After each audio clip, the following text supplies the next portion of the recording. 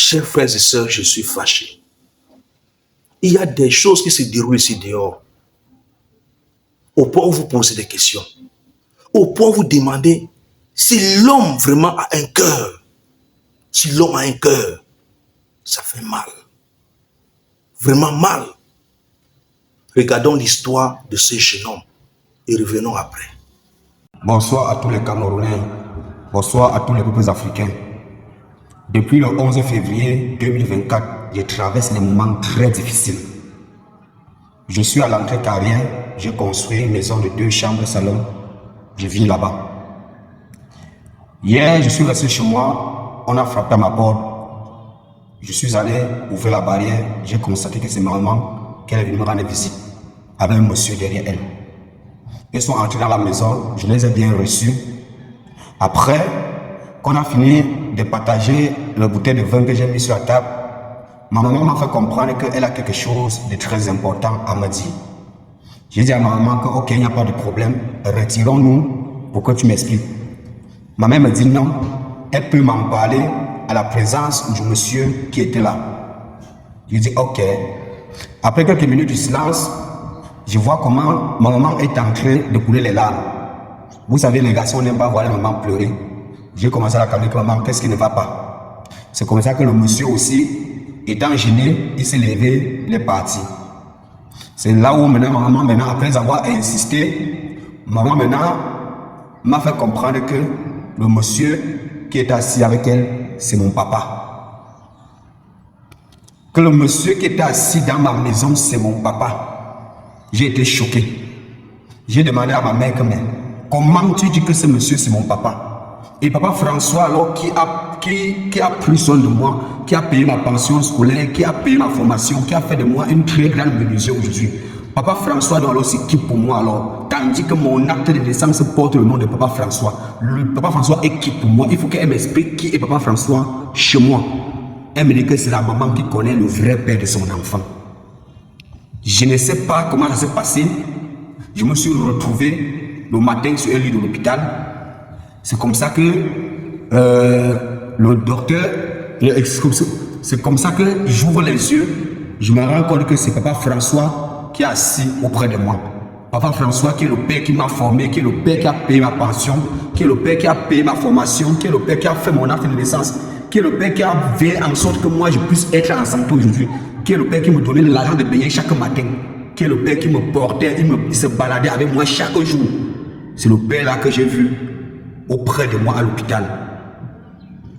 On s'est regardé, on était dépassé, personne n'a même pu aborder le sujet. C'est lorsqu'il sort, il part, c'est là où donc maintenant, le docteur maintenant qui prenait soin de moi maintenant vient, que la maman est partie l'expliquer le même problème.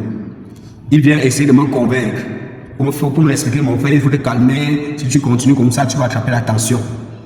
Mais là, présentement, si, je suis tellement à bout, je suis tellement énervé. Parce qu'on dit qu'on ne déteste pas sa maman, mais je suis tellement en colère contre ma mère actuellement. Je suis tellement en colère contre ma maman. Je ne sais pas quoi faire actuellement. C'est pour ces raisons que mes frères et sœurs, vraiment s'il vous plaît, donnez-moi votre avis. Donnez-moi votre avis parce que je ne comprends pas comment je vais regarder ce monsieur face à face et l'appeler papa. Et pourtant papa François qui a pris soin de moi. Et là, même jusqu'à aujourd'hui, que je suis en ville aujourd'hui, je suis un grand menuisier là. C'est le papa François qui est toujours là auprès de moi. Même mon terrain que j'ai payé ici à Douala, c'est le papa François qui a contribué pour que je puisse me construire. Et c'est lui qui est en train de négocier pour que je puisse avoir ma femme au village. Mais on vient avec un monsieur aujourd'hui, me dit que c'est mon père. Et quand je veux parler, on dit que non, c'est la maman qui connaît le vrai père de l'enfant. Vraiment, mes chers frères et sœurs, s'il vous plaît, aidez-moi vraiment, aidez-moi. Chers abonnés, imaginez-vous un temps soit peu que vous avez passé 28 années de votre vie à appeler un homme papa. Vous lui avez donné votre amour. Vous lui avez donné votre affection. Votre acte de naissance porte son nom. Quand vous étiez malade, il vous a soigné. Il a payé votre scolarité. Vous avez un problème, c'est toujours lui. Il est toujours présent et il résout le problème. Un de ces quatre, votre maman débarque avec quelqu'un d'autre, vous faisant comprendre que c'est ce monsieur qui est votre vrai père. Quelqu'un que vous n'avez jamais connu. Quelqu'un qui n'a jamais rien fait pour toi. Dites-moi, on appelle ça quoi? Pourquoi les enfants doivent subir l'infidélité de leur mère? Pourquoi? J'ai demandé à Rodrigue, est-ce que ta mère t'a conçu dans le foyer? Il m'a dit oui.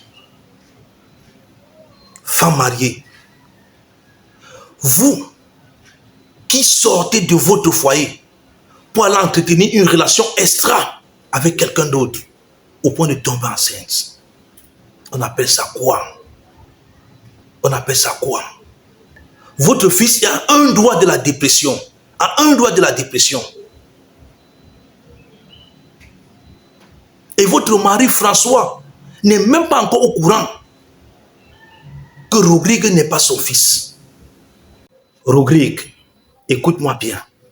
Il ne faut jamais négliger François. C'est François ton vrai père. C'est papa François ton vrai père. Il ne faut jamais le négliger.